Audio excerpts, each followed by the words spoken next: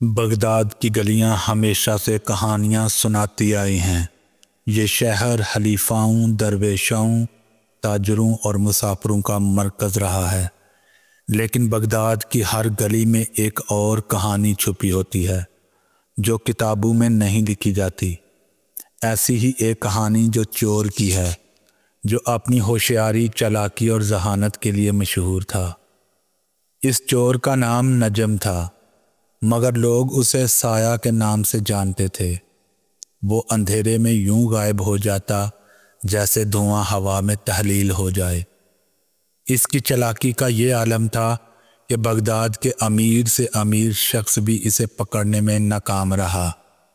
لیکن وہ نہ تو صرف چوری کرتا تھا اور نہ ہی بے گناہ لوگوں کو لوٹتا تھا۔ اس کے اپنے اصول تھے۔ وہ صرف ان لوگوں کو لوٹتا جو ظلم کرتے، رشوت لیتے یا ناجائز طریقے سے دولت کماتے۔ نجم بغداد کے سب سے بڑے بازار کے قریب ایک خفیہ مکان میں رہتا تھا۔ اس کا ایک گروہ تھا جو اس کی مدد کرتا تھا، مگر کوئی بھی اس کے اصل ٹھکانے سے واقف نہ تھا۔ وہ شہر کے سب سے بڑے اور مضبوط مقفل دروازوں کو بھی چٹکیوں میں کھول لیتا تھا۔ لوگ کہتے تھے کہ اس کے ہاتھ میں جادو ہے، مگر حقیقت صرف یہ تھی کہ نجم کے پاس غیر معمولی عقل اور مہارت تھی۔ ایک رات نجم نے اپنے ساتھیوں کے ساتھ ایک بڑی چوری کا منصوبہ بنایا۔ اس بار اس کا ہدف بغداد کا سب سے طاقتور قاضی تھا، جو رشوت اور ظلم کے لیے مشہور تھا۔ قاضی کے پاس ایک سنہری تجوری تھی، جس میں بے شمار سونے کے سکے، قیمتی جواہرات اور کئی اہم دستاویزات موجود تھیں۔ قاضی کے محل کی حفاظت بہت سخت تھی۔ اس کے دروازے پر دن رات محافظ پہرا دیتے اور اندر خاص غلاموں کو تعینات کیا گیا تھا، جو کسی بھی غیر معمولی حرکت پر فوراً شور مچاتے۔ مگر نجم کے لیے یہ سب عام بات تھی۔ اس نے پہلے کئی دن تک قاضی کے محل کی نگرانی کی، اس کے محافظوں کی نقل و حرکت کو سمجھا، اور آخرکار ایک رات اس نے کارروائی کا فیصلہ کیا۔ نجم اور اس کے دو ماہر ساتھی رات کے اندھیرے میں قاضی کے محل میں پہنچے۔ وہ ایک دیوار پر چڑھے اور انتہائی مہارت سے اندر اتر گئے۔ نجم نے اپنے اوزار نکالے اور محل کے دروازے کھولنا شروع کیے۔ ایک کے بعد ایک دروازہ کھلتا گیا، یہاں تک کہ وہ قاضی کے خزانے والے کمرے تک پہنچ گیا۔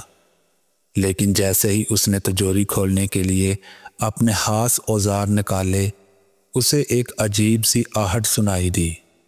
وہ چونک گیا۔ کیا کوئی جاگ رہا تھا؟ اس نے جلدی سے سائے میں چھپنے کی کوشش کی، مگر اگلے ہی لمحے ایک آواز گونجی، تمہیں لگا کہ میں بے خبر ہوں؟ نجم نے پلٹ کر دیکھا تو قاضی دروازے پر کھڑا تھا۔ اس کے ساتھ کئی مسلح محافظ بھی تھے۔ نجم کے ساتھی گھبرا گئے، مگر نجم خود پر سکون رہا۔ قاضی نے مسکراتے ہوئے کہا، تمہیں اپنی چالاکی پر بہت ناز تھا نا، مگر آج تم پھنس گئے۔ نجم نے بھی مسکراتے ہوئے جواب دیا، قاضی صاحب، آپ واقعی ہوشیار ہیں، مگر میں بھی کوئی عام چور نہیں۔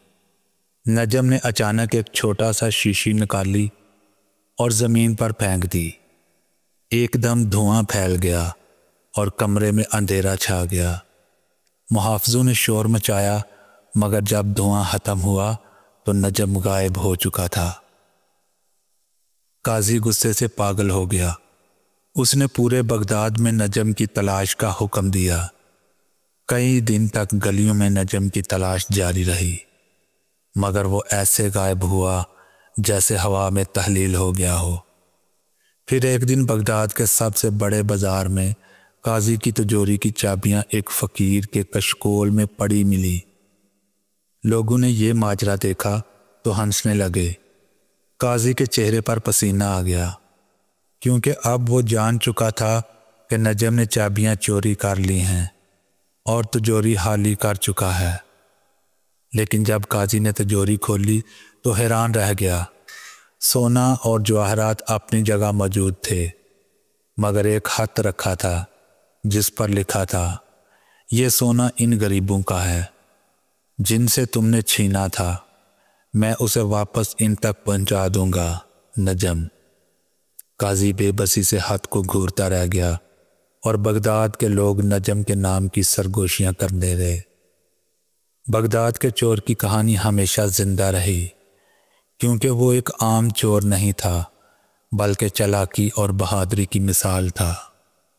دوستو، اگر یہ ہماری کہانی آپ کو پسند آئے تو ویڈیو کو لائک اور چینل کو سبسکرائب کر دیں۔